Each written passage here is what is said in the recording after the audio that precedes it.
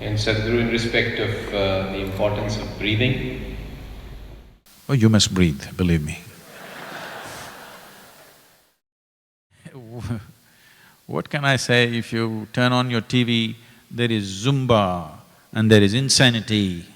Yes, it is insanity, I can understand. You know this thing, what I'm talking about? These are all exercise systems today, going crazy, viral on the televisions and other places. In the yogic system, we found out in what state of breathing the cellular rejuvenation happens at its highest. If you breathe in a certain way, your cellular rejuvenation will be highest.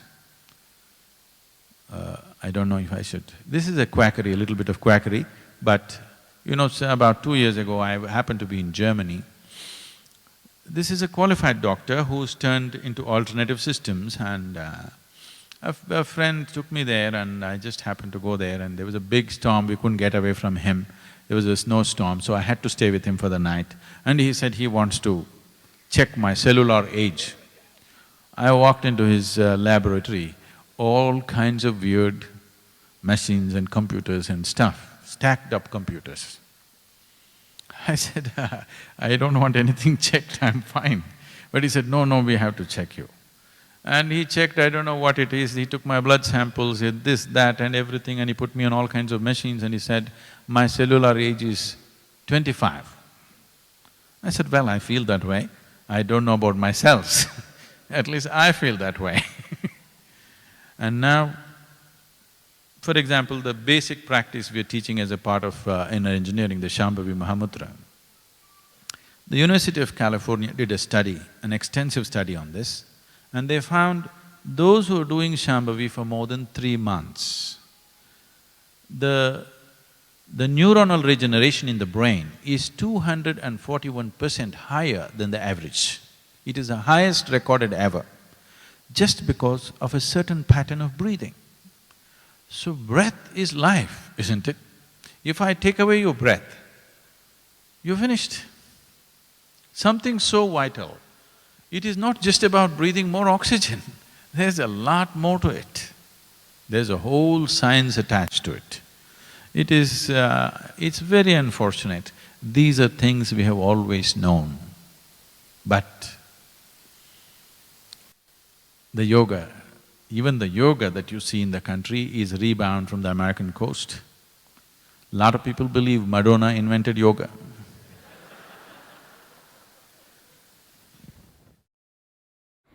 We'll let them believe that. Sadhguru, you just referred to other dimensions of awareness. We know a gross body a little bit, not a lot. And there are subtle bodies which probably we also carry. Do the subtle bodies or whatever happens in those bodies impact the health of the physical body as well? In the yogic system, I'm saying in the yogic system, not in yoga. In yoga there are more aspects to it. In the system that's been written down, we talk about 5 layers of body, 5 sheets of body. These are called Annamaya Kosha, Manomaya Kosha, Pranamaya Kosha, Vijnanamaya Kosha and Anandamaya Kosha. Anna means the food that you've eaten. The physical body that you carry is just a heap of food, what you've eaten, or it's a piece of this planet. It is taking on this kind of form because of a certain software which is already within you.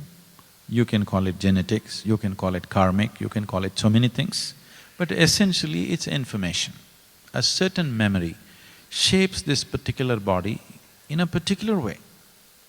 Why eating the same potato, your nose became like this and somebody's nose became like that, is simply because of the type of information that's embedded in that person. Fortunately, if you eat a potato, your nose will not take that shape. You know, it's a good thing, because there's other information which is giving shape to these things. So physical body is essentially an accumulation of food. We never refer to the mind as mind. The yogic system has always looked at it as a mental body because there is intelligence in every cell of your body, there is memory in every cell of your body. It is a combination of memory and intelligence which you're referring to as my mind, isn't it? Is there one cell in your body which can function without its own intelligence? Is there one cell in your body which can function without memory? We know today, by checking the DNA of a person, it's absolutely unique, there isn't another one like that. So there is information, a very specific information concerned with that person. Now, this information can be altered, can be evolved, can be made use of. Information does not mean it is a deciding factor. Information means it is an enabling factor, isn't it? But because people have lost the ability to enable their information into a new possibility, it has become a deciding factor now.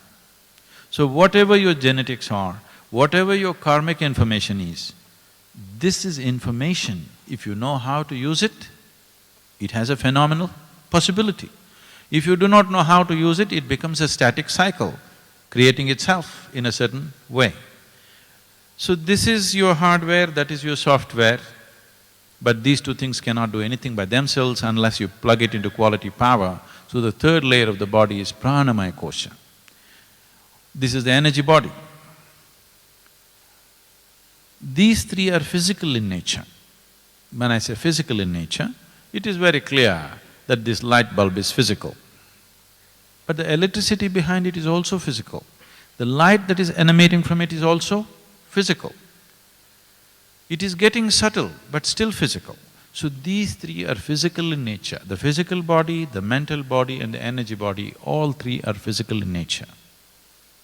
The fourth dimension is referred to as Vijnanamaya kosha. I know the word Vijnan is being used very liberally today. Vijnan essentially comes from Vishesh Gyan. Vishesh means an extraordinary knowledge. Knowledge that you can grasp through five senses is considered ordinary knowledge.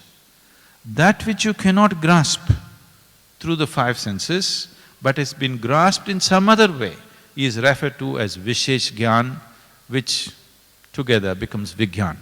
So this is Vijnanamaya kosha. This is a transitory body. Between the physical and the non-physical, it is a body of transition. The fifth one is a completely non-physical dimension. This we call as Anandamaya kosha, which means bliss body. This does not mean a bubble of bliss is sitting inside of you, you know it is not. It is just that it is non-physical in nature. That which is not physical in nature, you can neither define nor describe the nature of what it is, because it's not physical. So we talk about it in terms of our experience. Whenever we touch it, we become blissful. So we are calling it bliss body. It's like if somebody is sweet to you, you call them honey. This doesn't mean they're dripping. Like that, we are calling this non-physical dimension within us as bliss body. That is not the nature of it, but that is our experience of it. Whenever we touch it, we become blissful. So we are calling it bliss body. The first three are physical. If you bring sufficient balance into your pranamaya kosha or the energy body and keep it in full vibrance, your physical body and psychological body or the mental body, there can be no ill health in it. I can show you hundreds and thousands of people who walked away from their chronic ailments simply by bringing a certain balance to their inner system. Because you need to understand this, there are two kinds of ailments. One is infectious in nature. Infection means it's an invasion from another organism. That has to be battled, shot down, bombed, chemical weapons, whatever, it's all allowed. But over 70% of the ailments that people suffer from are chronic in nature. Chronic ailment means, for some reason, your own body is generating an ailment. For some reason your body is not happy with you, so bothering you. From inside, an ailment is coming. Every cell in the body is programmed for health, but it is creating disease. This means there is a certain fundamental imbalance. If you bring your energy body to full vibrance and proper balance, you will see your physical body and your mental structure will be perfectly healthy. I can show this to you in terms of hundreds and thousands of people who walked out of their ailments. This is not a cure, this is not a miracle, this is just a realignment of your system. Little, if you set it on a better platform, it functions better.